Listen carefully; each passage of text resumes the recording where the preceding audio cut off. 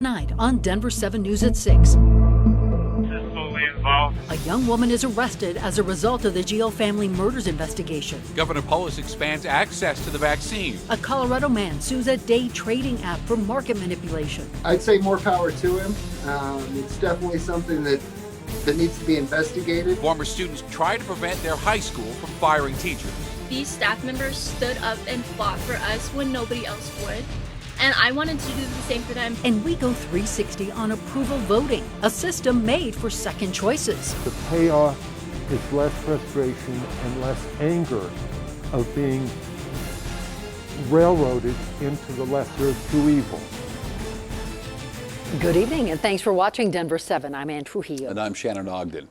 Another arrest has been made as a result of the DIOL family murder investigation. Denver 7 investigator Jennifer KOVALESKI has learned that suspect is related to one of the three teens charged with murder. And Jen joins us live tonight with details. Jen? Ann and Shannon, we've been hearing about a fourth arrest in this case. Police arrested a 23-year-old woman from Littleton on unrelated charges, but court documents show she is related to one of the teen murder suspects and had a room in the home where he lived. One of the top priorities for the entire safety department. For 5 months, Denver police tracked down every lead to arrest 3 teenage suspects in connection to this deadly house fire. A fire in Green Valley Ranch that killed a family of 5, including a toddler and an infant. The latest twist now involves a 23-year-old woman related to one of the teenage suspects. Investigators arrested Tanya Bowie on drug and firearm charges Friday. Court records show investigators learned about Bowie's drug trafficking through cell phone records obtained as a part of the murder investigation. Turns out, Bowie pays for the phone service one of the teenage suspects was using. Snapchat photos from Bowie's account tell quite a story. Large amounts of weed, a brick of cocaine, and firearms. Police have evidence to believe she was selling. The arrest affidavit also accuses Bowie of having the teenage murder suspect sell narcotics on her behalf. Now, to be clear, police have not charged Bowie with any crimes related to the deadly house fire, but say her arrest was connected to that investigation. Investigators aren't releasing the names of the 3 teens because they're underage, and police have not yet shared a motive. Much more to come, and we will continue looking into this. Ann? Jen, thank you. Coloradans between the ages of 65 and 69 can start getting vaccinated on February 8th. Teachers and classroom workers will begin receiving vaccines on the same day. And the only reason we're able to be here and present this is because we have visibility into the next 3 weeks of vaccine supply. That was one of the early accomplishments of the Biden administration, is we finally have a sense of what we're going to get so we can plan out a little bit more.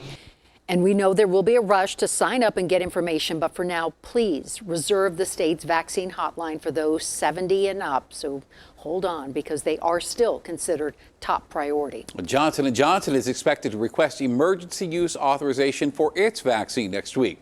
CNN reports that approval could come by late February. Studies show J&J vaccine is 72% effective at preventing moderate and severe disease. Now, unlike the vaccines made by Moderna and Pfizer, Johnson & Johnson's requires just 1 dose. Colorado Congressman Doug Lamborn is calling on Governor Polis to move faith leaders up in line for the vaccine. Lamborn's request is that they be moved to Phase 1B, giving them the same priority as first responders and grocery store employees. Governor Polis did not address that request in today's news conference. 1,700 cases of the virus and 36 deaths were confirmed in Colorado today. Also, the positivity rate is 4.4%. 652 people are in the hospital at this hour, and that's the lowest number since late October. Well, a Colorado man is the latest to sue Robinhood for restricting trading over the GameStop fiasco. The suit claims Robinhood's decision amounted to market manipulation. Robinhood is likely to argue that's exactly the sort of thing they were trying to prevent. Here is Denver 7's Liz Gilardi. Citing significant financial losses, a Colorado man is going after Robinhood and other popular platforms used to trade stocks. The lawsuit filed in federal court accuses Robinhood of manipulating the open market when the app restricted trading on several stocks, including GameStop. It means traders couldn't buy up shares as prices fell, like Grant Markheim, a Robinhood user. I had GameStop. I have released all my shares, sold all my calls in GameStop.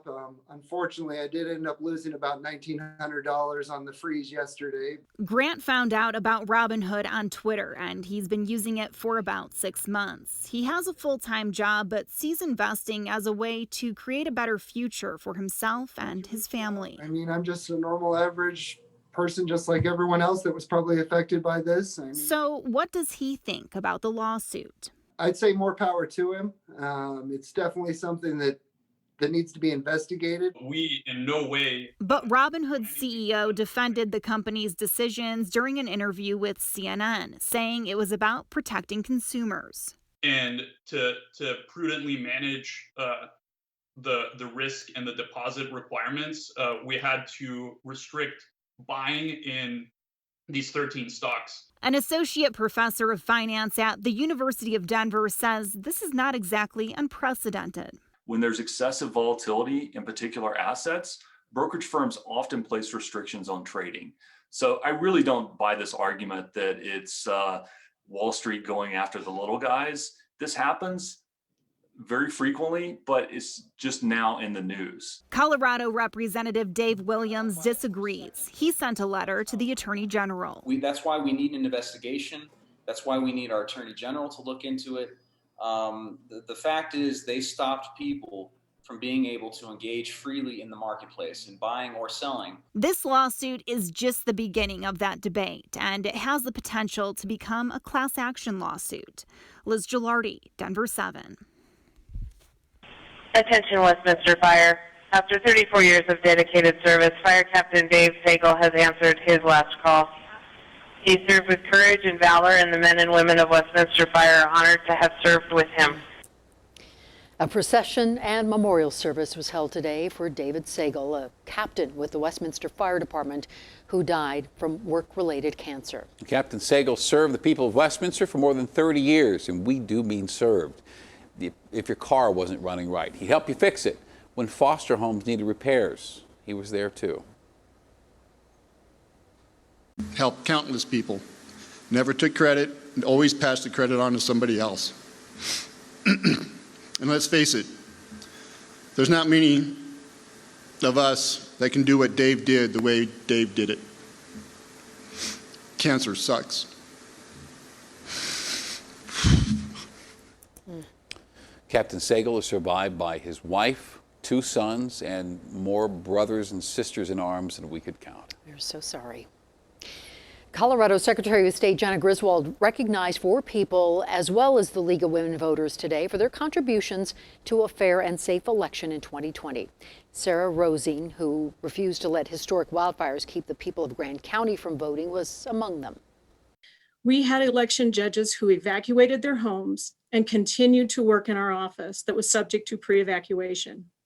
We had firefighters who fought in the fires in our county and came to work during the election.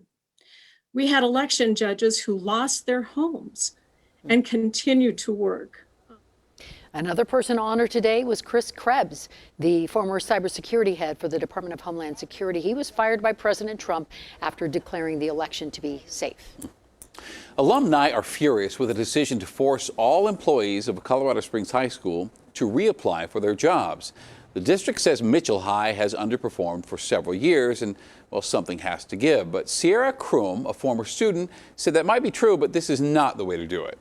These people put in so much time at this school, and the fact that what they're getting out of it is being released from their jobs, I feel like it's betrayal.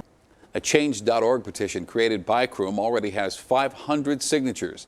The petition includes testimonials from parents, as well as a former student who identifies herself as a recent valedictorian.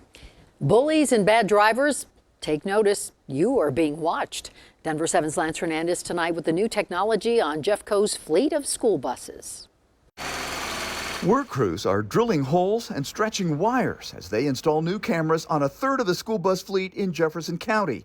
Each bus will have 7 cameras, 4 inside. The priority is seeing what's going on inside the bus, any bullying. And 3 outside. They're able to monitor any stop arm violations. Greg Jackson, Executive Director of Jeffco Schools Transportation and Fleet Services, says they've seen a 10% increase in stop arm violations in each of the last 2 years. We're just seeing more impatience. People will come to a bus, they're in a rush, and they will sit there and say, you know what, I can get through this, and then they blow on through. He says there have been some close calls. The driver stopped the student as the student got to pretty much the bumper and said, stop, doing their hand signals of keeping the students aware. The new system from Safety Vision means bus drivers can focus on the kids and not be looking at license plates or getting a description of the offending car and driver. CLINT BRYER at Safety Vision says the high-def cameras, which are all synced, will capture all of that. So if all the information is where something took place, you can click at that location on the map